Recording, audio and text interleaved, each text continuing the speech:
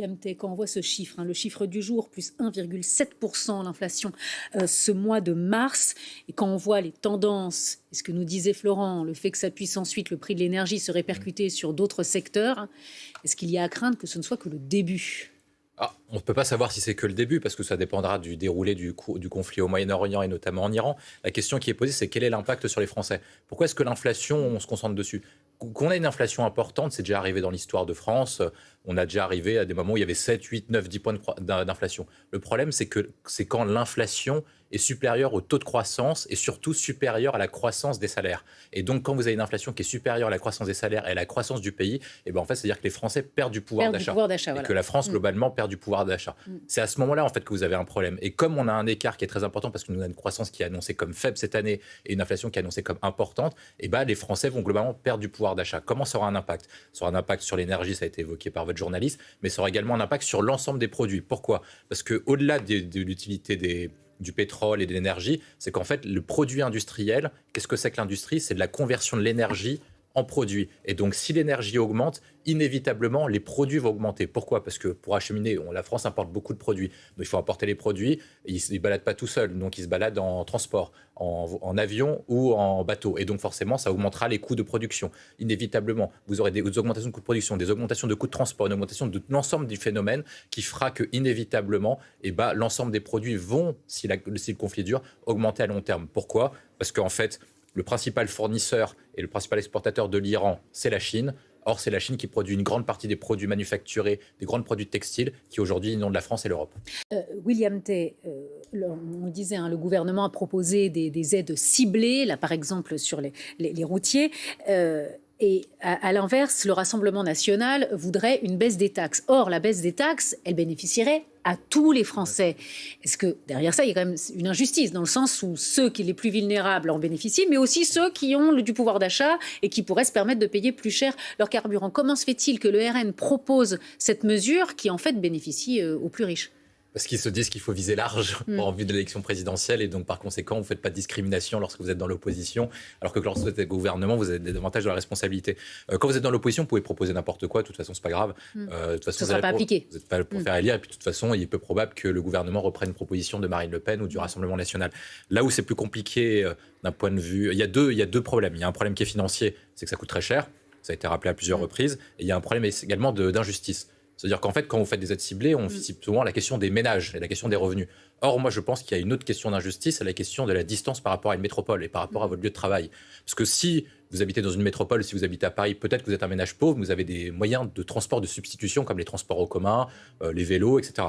Alors que si vous vivez dans un territoire périurbain, et c'est ça qui a provoqué la crise des Gilets jaunes, et donc je pense que le gouvernement va éviter ça, en fait, la question auquel vous devez répondre, c'est répondre certes à la question de l'injustice sur les revenus, mais également sur la question de la distance territoriale avec le besoin, en fait. Et donc, après, moi, je rajouterai un troisième élément, c'est la question de est-ce qu'on fait des aides uniquement pour le travail, pour aller au travail, et est-ce que vous activez même ces aides éventuellement pour qu'ils puissent acheter du carburant le week-end, auquel il faut distinguer travail et loisirs, qui ne sont pas forcément les mêmes choses, en disant on peut aider pour que les gens aillent au travail, pour faire tourner l'activité économique, avec une logique qui est simple, c'est qu'il vaut mieux que les gens aillent travailler, que ça coûte un petit peu d'argent, mais au moins ça fait rentrer de l'argent dans les caisses, alors que s'ils restent chez eux, vous perdez de l'argent, alors que pour les loisirs, c'est quand même une autre équation. Bon, William, justement, peut-être pour comprendre aussi comment ça fonctionne, je me souviens, on en avait parlé la dernière fois de cet argument du Rassemblement national, l'État profite de la crise parce que si les prix augmentent, les recettes de la TVA augmentent et donc il y a plus d'argent.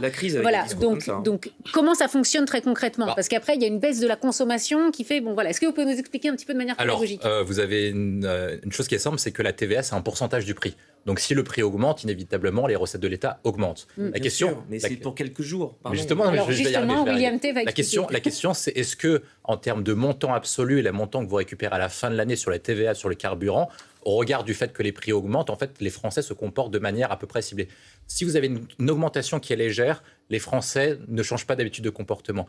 Par contre, quand vous avez des cas de crise, inévitablement, à la fois les particuliers et les entreprises mettent en place ce qu'on appelle des mesures de restriction pour baisser leur consommation. Donc, en fait, à peu près, vous avez peut-être une augmentation des recettes sur quelques points spécifiques, mais in fine, c'est pas si sensible que ça. Et comme ça a été rappelé, en fait, le problème de la TVA et de la TICPE, parce que ça a déjà été mis en place par le passé, c'est qu'en fait, elle est fléchée vers différents budgets. Et ces budgets sont en inflation et donc augmente également. Et c'est pour ça que vous avez un problème. Sur la TICPE, par exemple, vous avez un point qui est particulier, c'est qu'elle est redistribuée aux régions pour financer les transports.